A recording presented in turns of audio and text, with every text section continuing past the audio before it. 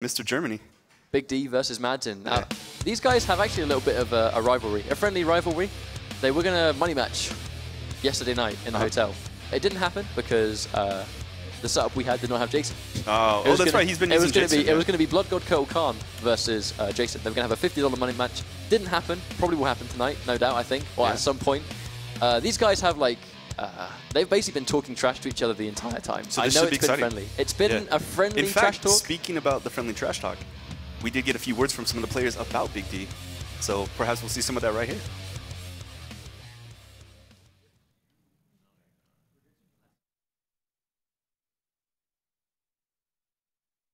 Hey, Big D, congrats on making it to the tournament. Barely. I'm so glad you have been watching me play Ermac because it's really starting to pay off. Why is everybody so mean to Big D? He's a nice guy. Not. Nice down two there. Gets out of the corner. Oh, beautiful. Dude, Brett he's like 4 for 4 on this. Who's Big D? I can't see him through all this freedom. Oh, that was so risky. Oh, he didn't do the full combo though. He just my goodness. No punish. And now, wow. Man. Big D parece una buena persona, pero creo que puedo ganarle. Be careful. Yeah. That's punish. That's a punish. Oh no, he doesn't get it. Oh, he wins the air-to-air though and gets the teleport. And a brute. Oh, that's one of my favorite brutalities in this game. I'm way too nice and way too good to have my life tried by a pig, a taco, and a guy in a fedora. But thanks, Madzin.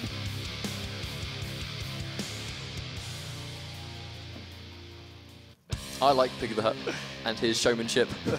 Yeah. Would it be appropriate to say pig is a ham? Yeah, I think it would be. I had to do it. The one time. A pig, a taco, and a... It makes sense. Yeah, it makes sense. The one time. Good stuff, man. But as you see, I mean, these guys, we've seen these guys before already. Obviously, we're now in kind of like the second stage of that, as it were, where we've seen how good they are already. True. Big D, really strong Ermac. He has said himself, he really strongly does think that he is the best Ermac. I think that no Ermac so far really has proven otherwise. Big D really seems to generally, at the moment, have like the most success as an Ermac player as well, especially with his rank in the ESL. But Madzin, we've mentioned how good he was with Noob Saibot and MK9. He has a very, very dangerous Grandmaster Sub-Zero in MKX. Who's a very scary character. I completely agree. I mean, like, the one thing I think is that the threat of the corner pressure with Sub-Zero is always going to be there. However, Ermac has... it's not an amazing move, obviously, but he has to wake up teleport. Right. So if Big D gets put in the corner, I don't feel like he's going to be optionless, almost, when he gets put in the corner against Grandmaster Sub. And as you mentioned, like, Grandmaster Sub is a very, very popular character in competitive Mortal Kombat. So no doubt Big D's going to be ready for it, and he's going to understand how to play against it. Yeah, the characters with the teleport definitely give far better options against, Sub-Zero, because obviously, for the most part, his goal is to push you to the corner, set up that ice clone, and if you don't have the teleport as an option, obviously, it really takes a hard read to get out. Oh, they're doing their button check. I think Madzin thought it was going. I think Big D readed his button, so they're just going to be starting that again soon. Yeah, they're having a couple friendly words here. They're talking about, the flight over here, probably. But I think, oh, Madzin's like, okay, we're good, we're good. We got a smile out of him. But yeah, when their buttons are good to go, obviously, button checks, the eternal button checks, $100,000 is on the line. Oh, Your buttons have got to be right. I would definitely check my buttons several times. As we have seen already. All right, so see, they are nice guys. So they'll be going for the restart match. I mean, Madzin likes the Jinsei Chamber. This is his favorite stage. He always picks it. I mean, I think there are these little sort of cosmetic things that, like costumes, little things like that make you more comfortable as a player. Yeah, like Nivik. Oh, didn't he unlock the skin earlier, huh? Playing he did. Test Your Might. That was pretty hype. Madzin made sure to do Test Your Might before the match began. Yeah. I mean, Madzin got the first hit. I mean, you're denying. Oh, is Big D going to be able to get in? Oh, what a conversion. Full screen conversion from Big D. Amazing stuff. I don't want to say I'm shocked that Big D beat Nivik, but that's quite an accomplishment. It definitely is. I mean, he's riding momentum. He's beat one of Europe's best players already. Here comes Madzin. He's going to take up 2 European players in a row. Let's wait and see. Oh, gets hit by the low, but opts not to go for any kind of pressure there. I mean, the trade, kind of that was in Madzin's favor, really. Putting Big D in the corner. Yeah, damage as well. Oh, gets the cheeky overhead. Nice, good stuff. Cheeky overhead. I love that. Oh man, he pushes him into it. I've never seen that before. I haven't either. We'll say he did it on purpose. Oh, and the clone disappears. Opts to goes for the block breaker. I think he's going to either that might have been a mistake or he's trying to keep him in the corner. I think either way it wasn't a terrible outcome. Oh, nice conversion. He could, yeah. So he just spent 2 meters and then lost the round. So that's huge for Big D. I mean, I think he was confident. I think Madzin must have thought, if I can get him in the corner and knock him down, I got the clone. And he must have truly thought that he was in a good situation there. But unfortunately, it does lose the round. Big D going into the next match. Well, it's good to see. If that's the case, it's definitely good to see the confidence there. I mean, you definitely need that. Completely. I mean, good block. Oh, goes for the slide. I'm not sure what the reasoning was behind that. Very unsafe. Right, and of course, Big D punishes. Oh, Madzin tries to get the jump in back one, but just too far away to actually get the back one to connect there. Oh, nice jump kick. I mean, that's one thing that Big D will do.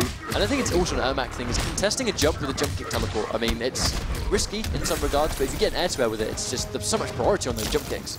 Right, and then you eat a ton of damage off of it. Into Vortex, too. You know, yeah, into Vortex, right. The guess situation. Yeah, and Big D's so good at hit, I mean, assuming they're hit confirms on the air-to-air. That was a really, really nice conversion there. Oh, here comes Madzin. Has to make this one count. Oh, he's too he high doesn't up get in the air, doesn't get the conversion. Oh, he does the vanish! And that's going to be chip into death. Wow. So first match. That would have been so cool if he got that neutral jump punch. Unfortunately, it didn't happen. However, he was able to jump out of the corner, you know, and get himself out of that situation with Sub-Zero. I think the interesting thing there was that, once again, like, Madzin was actually in a good situation. He just dropped the corner combo. I mean, he did the back one too early. They were too high up in the air. The clone didn't connect, which just didn't freeze the opponent. I mean, if Madzin got changed that... everything. Yeah, exactly. That changed everything. As we mentioned time and time again, dropping combos, you don't just lose damage, but you lose setup. You know, you lose a good situation that you want to be in. Oh, it teleports into the clone. And again, you don't see that very often.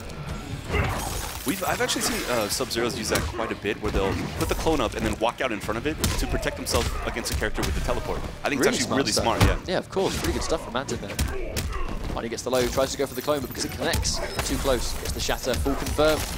And that's the damage that Madzin wants. Good meatless damage from Sub-Zero. Wow. Very dominant round one. Round from Madzin. And also Big D. Madzin sitting an almost full bar. Big D hasn't even got a single bar yet. So he can make this one work. Yeah, he's definitely in a good spot to take this match. Oh, here goes. Oh, gets the conversion. Still too high up in the air, though. Very unfortunate for Madzin. Oh, he tries to clone and uppercuts instead. Jumps into the corner. Oh, no. This is not good for Madzin. Hard knockdown. Oh, mix-ups. Madzin just jumps out. Okay, this is where he wants to be. Run up throw. Oh, nice. Great teleport. Great read there from Big D. And of course... Drops the combo, drops the combo. Oh, gets the overhead. That's 50-50. Drops the combo again. Wow, and he's in the corner. This isn't good for Big D right now. Madzin gets the conversion. Hard knockdown, clone. No meter to make it safe. Gets hit by the grab. This will be a full confirm. This may not kill. Goes for hard knockdown slide. One more. Goes for chip. Oh. Wow. Chips him out. 1-0, both players. One more game now. That was good stuff. Very, very good stuff. I mean, like, it was just Madzin really enforcing his game. Big D did a good job of just kind of reading him. Look at the intensity right now. You see that? Look, they both look highly stressed. They both look highly stressed out, but I mean, it's completely understandable. It's 1-0 right now. Big D goes back to the character select screen. Probably just have a think about what's going on. Is he thinking going to Jason, or is he just trying to duke him out? He's not going to be Jason. I highly doubt. Yeah, he's been training with Jason for like 2 days. I think he might be trying to mentally prepare Madzin for Jason. And then he might go back to Ermac. I think what's happened is exactly that, yeah. I think he's thinking about it. He wants to think about what happened. He went, I won the first game. Why did I lose the second? You know, he needs time to think about what happened. He did drop a few combos, though. But that was it. I mean, he dropped very little in the first game. And in the second game, a lot of his conversions that would have really tipped the odds in his favor. Really kind of, those drops, much like Madzin in the first game, the drops, they lose your setup, and they lose the momentum being in your favor. Right, so this last game is definitely going to come down to execution. Clean jump in as well. Oh, and he gets the back-to-back down 3. That's very, very unconventional. 3 in a row. Good block from NJP, wins the air-to-air, pushing towards the corner here. Now, the one thing we aren't seeing Big D doing is punishing forward 4-2 clone and back 1-2 clone. That's a clean punish. Yeah, especially with, I mean, Ermac does that really well. Oh, gets the wake up. Good stuff there from Big D. Oh, and the soul ball. Oh, that's not quite a trade. I mean, if he got frozen from that, it would have been a very even trade for both players. Nice conversion from Big D. Does drop the combo again. Instant jump punch from Madzin. Throws him into the corner. Smart. Very smart throw. Oh, another trade that Madzin can't take. Oh, it was a little bit too low there. Nice. Good anti there from Big D. Ready. Oh, full screen slide. Good stuff there from Madzin. It was crucial, though, I think, that he blocked that 50-50 situation. Definitely. I mean, this is the last game here. Both these guys want to stay in winners for sure. Good use of the hover just to dodge that projectile. Madzin being very careful. That trade was completely for Madzin. Match point, Germany. Match point, Germany. Germany versus Florida. The battle of the ages. Definitely, it's a classic matchup. Oh, and he gets the cheeky 1-2, catches it. Goes for the jump in. Opts not to go for a button press. Oh, good backdash. You don't get the trip card though. Oh, he blocks the overhead. Oh, no punish! Oh, he gets the uppercut. What a down two. Oh, What did he hit was him out that? of the teleport? I don't think it was teleport. It might have been an accidental move. Okay. Here comes the clone. Sends a clone him. Oh. By no means is Big D out. Clean jump. That Oh, good punish on the back two. Very good punish, pushing towards the corner here too. Drops the soul ball again. Very unfortunate. I like how he's using that like ground pound to get rid of those ice clones. And that's a trade for Madzin. It's going to be horrible. That's a good jump in, putting him in the corner. Has all the stamina too. Hard knockdown. Spends the bar. Gets him to spend the bar. Arnie gets the hard knockdown. Gets hit by the 1-2. Oh, that was beautiful. And he's going to close it out. Match point, both players. It's hard to call this one. I mean, Madzin has a lot of meter. He's looking really solid right now too. Meter. Oh, Nice what a reaction from Madzin. That was a great reaction. He was definitely waiting for that soul ball. Oh, nice. Oh, I thought he was going to get the conversion, but he still gets the combo. Gets the hard knockdown on the slide. With the jump in, Oh, nice no. delayed wake up from Big D. Doesn't get the teleport though. Jumps straight into a clone, has the break. Nice anti-air. What an anti-air there. Beautiful conversion as well, yeah.